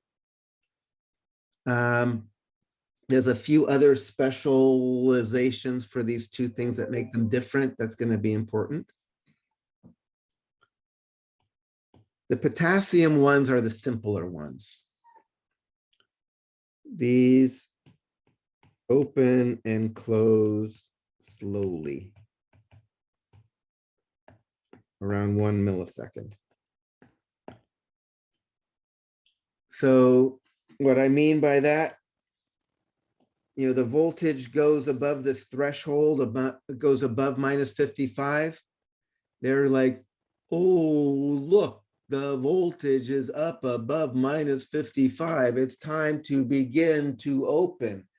But it takes about a millisecond before they actually are open. And the opposite as well. The voltage returns to resting. And they go like, oh, look, the voltage has dropped below -55. It's time to start to close. Obviously, I'm personifying them. It's not, they don't talk. And yeah, but so just to think about it, that's going to be important when you see how the action potential works. It's important to realize that these potassium channels have this kind of lag, this slow response. The sodium channels, on the other hand, these open really fast. For us, all we have to think about almost instantly. As soon as the voltage goes above -55, it's like, bing, they're open.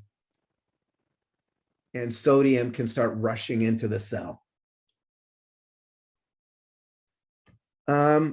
But then they have this additional thing that's kind of weird where they inactivate. Even if the voltage stays up, they inactivate and they stop letting sodium through.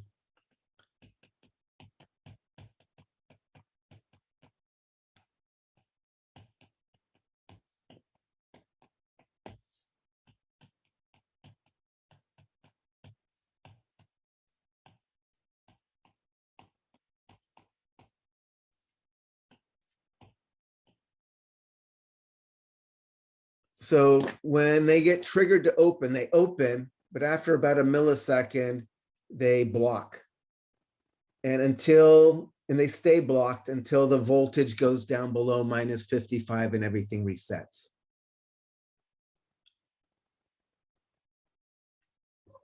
So that's important. These guys open fast, but then they have this slow inactivation. Sometimes they call that slow inactivation.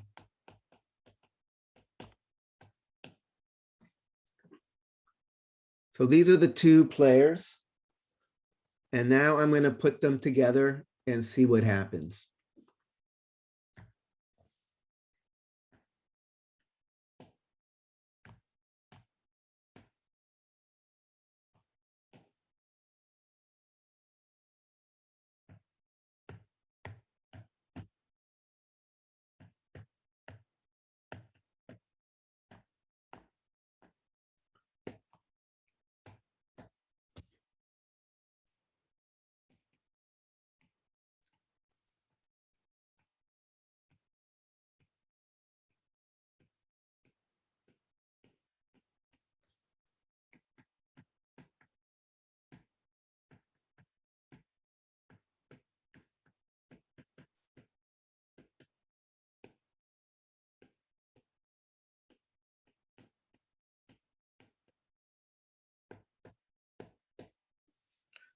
All right, so this is looking at the membrane voltage.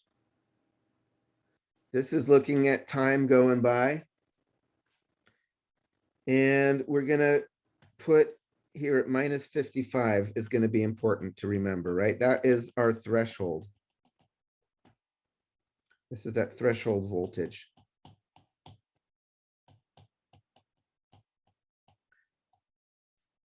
Where we have those voltage gated channels get activated.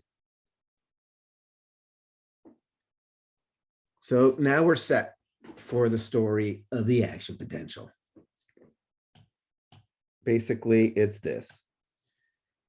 The voltage, normally around minus 70, it goes up or down a bit based on all of that EPSP and IPSP, right? The actual membrane voltage isn't exactly minus 70,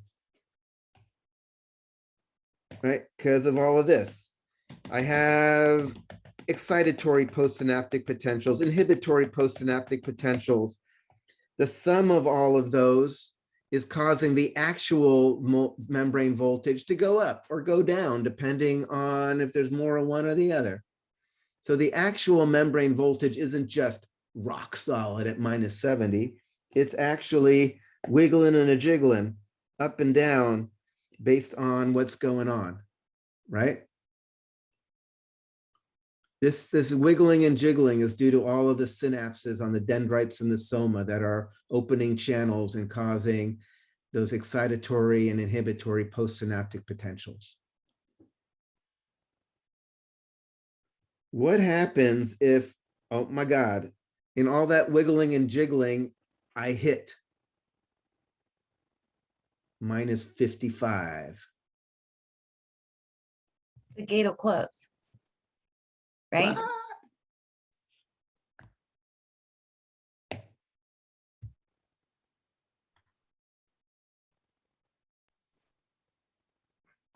Open. Depends if it gets above. Right, the gates are closed when the cell's at rest. As long as the voltage stays below minus 55, these special voltage gated channels are closed. If the voltage goes above minus 55, that's when they open. Which is the first one we're going to notice? The Na. Yeah, the sodium. What's going to happen if all of a sudden we open sodium channels? What if we, basically the cell is going to look really close to our cell I talked about in the very beginning of today, that's primarily letting sodium through.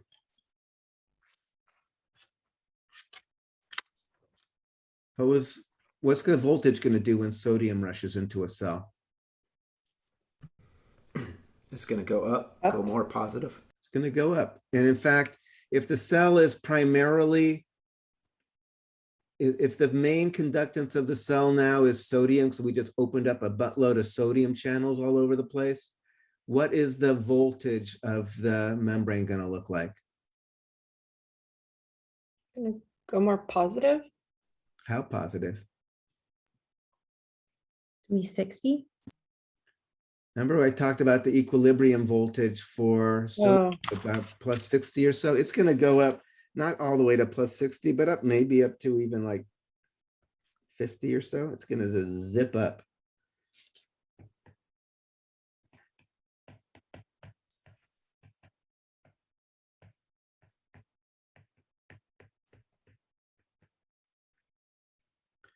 So the voltage on the membrane is going to go way up because those fast sodium channels zip open.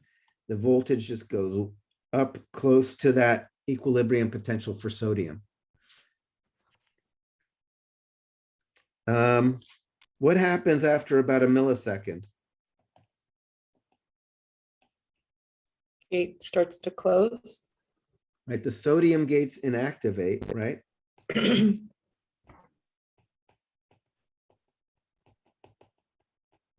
And what else happens? So now we close the sodium, and what else are we going to do?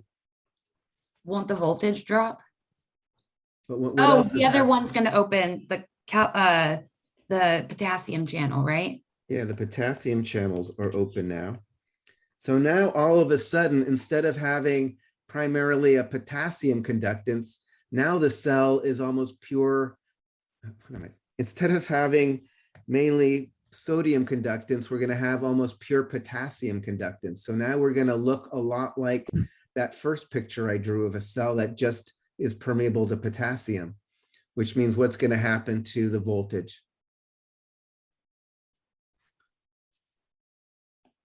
It's going to go down. How It's far? going to go way down to -90 almost. It's going to go down. Yeah. So it's going to go down below the normal resting, because now it's even below. And we're going to go into what we call hyperpolarization. And eventually, after another millisecond or so, those slow potassium gates are going to like end up closing, and then we'll be back to just resting. But we have this hyperpolarization here, due to slow closing of the potassium channels.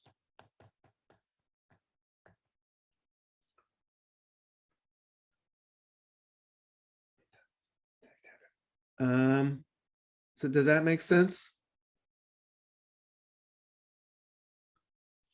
Two other things I need to mention on this before we just bring it into the neuron and then just call it a day.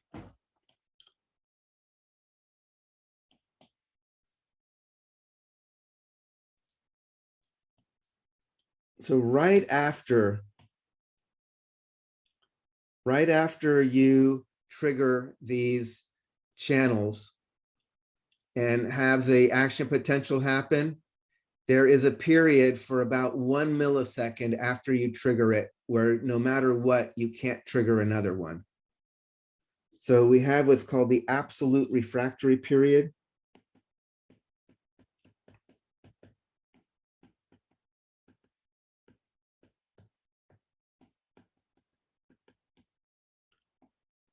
It's around 1 second, 1 millisecond. It's impossible. Maybe I'll use my typer tool.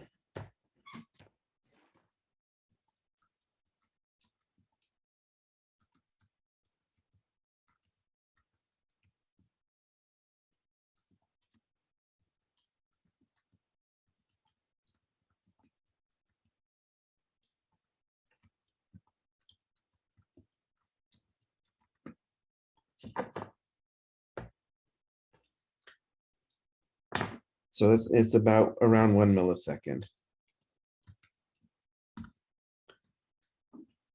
That's going to be important in just a minute.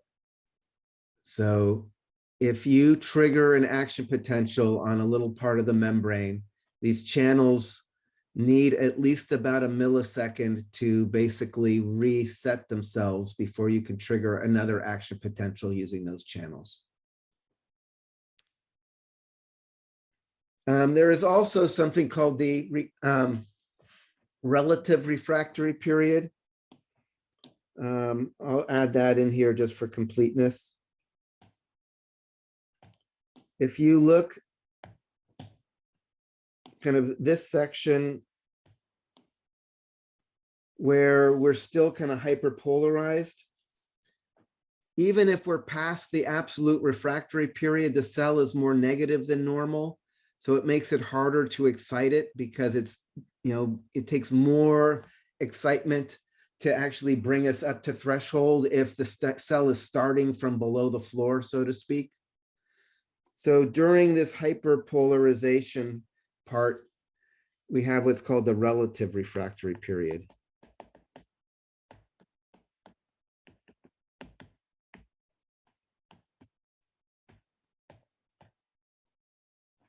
So it's not impossible to have an action potential there, but it's harder because the cell is way more negative than it would have been normally. So it takes more excitation to get it up to threshold.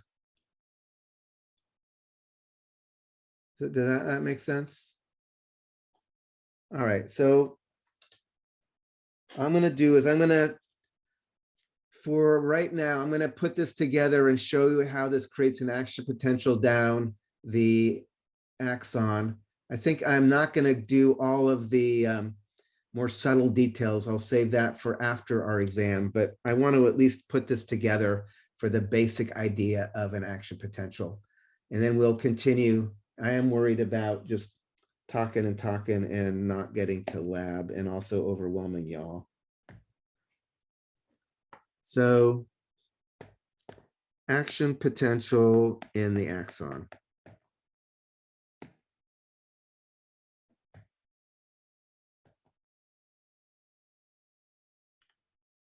So thing to remember, this is, axon with those voltage gated sodium and potassium channels. Here's the hillock, which is again the sum of all our IPSPs and EPSPs. So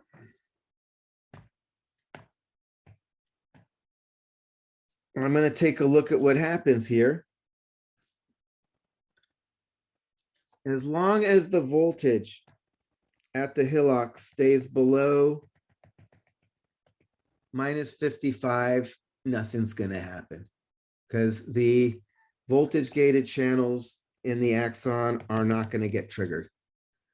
What happens if all of a sudden this goes above -55?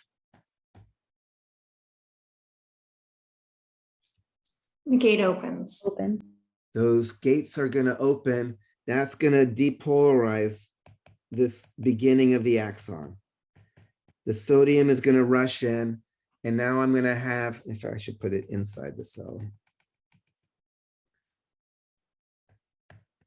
Basically, I now have the beginning of my action potential. I depolarize the beginning of this little part of the membrane. What's happening there is basically what we just saw. But what's going to happen as that little part of the membrane gets depolarized? What's going to happen to the channels on the next little part of the membrane? They're going to become polarized? Yeah, we're going to, we're going to, as we depolarize this part of the membrane, these channels now are going to be over their threshold, right? Which is going to trigger that whole action potential on the next little piece of membrane.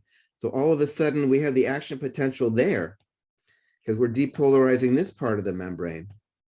But if we depolarize this part of the membrane, that means these next little channels are going to get over their threshold and they're going to open up. And now all of a sudden the action potential happens here. And it just keeps going. It's just a chain reaction. As each little part of the membrane becomes more positive, it's going to trigger the next little part to have their channels open. And as this becomes more positive, the channels on the next little part open and become positive. And as this becomes positive, it depolarizes the next little part and these channels open and this. So the action potential just keeps sustaining itself all the way down to the end.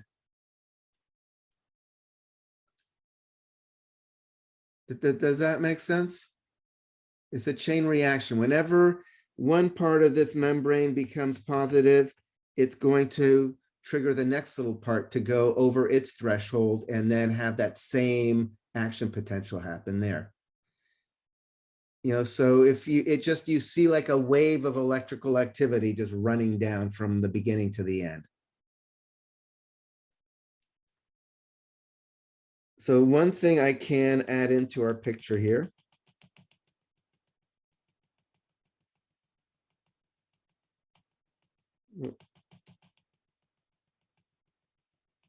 So let's say this little part now is exciting the next part. Now this part's becoming more positive, and I'm saying that's exciting the next little part. What's to prevent this excited part of the membrane to re-excite where it just came from and send the action potential back to the neuron cell body?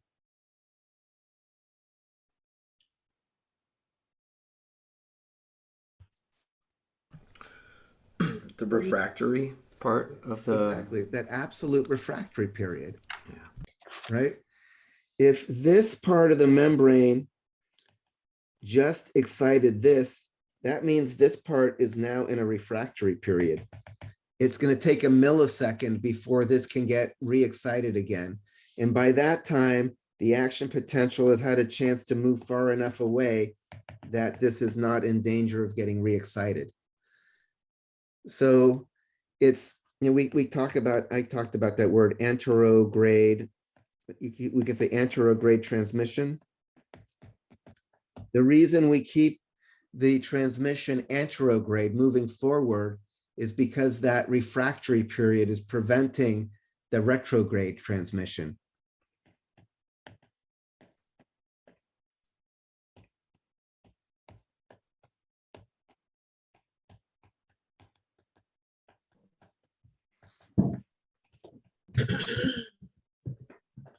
So does that make sense? All right, so there is more we can talk about here, and there's the idea of myelin and all that. For right now, I'm just going to say myelin sheaths, since it was brought up a little earlier, can increase the speed of this transmission. Basically, this kind of insulating layer.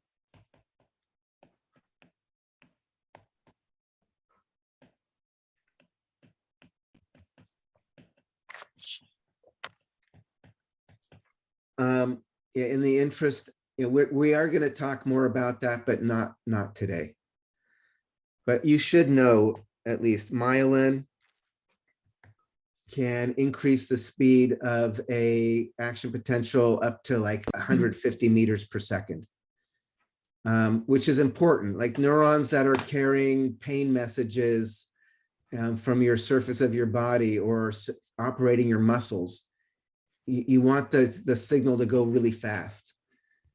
You know, kind of the smaller unmyelinated neurons might have signals that are only going like a meter or two a second, right? That would be horrible. If you like touch the hot stove and the message is going doop-de-doop-de-doop-de-doop, and your brain's like, oh my God, my hand's on fire.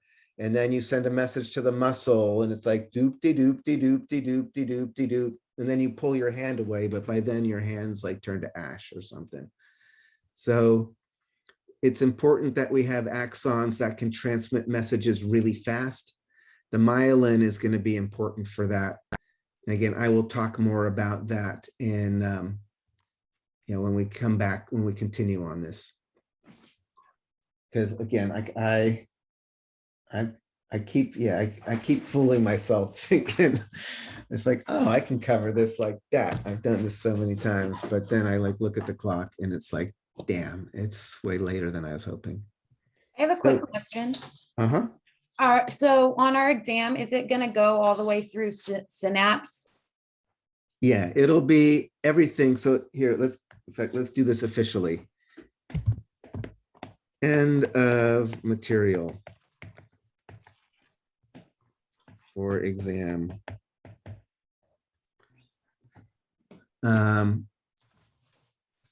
Right. Normally, I would have liked to cover a little bit more with the axons and with the action potentials, but let's leave it there.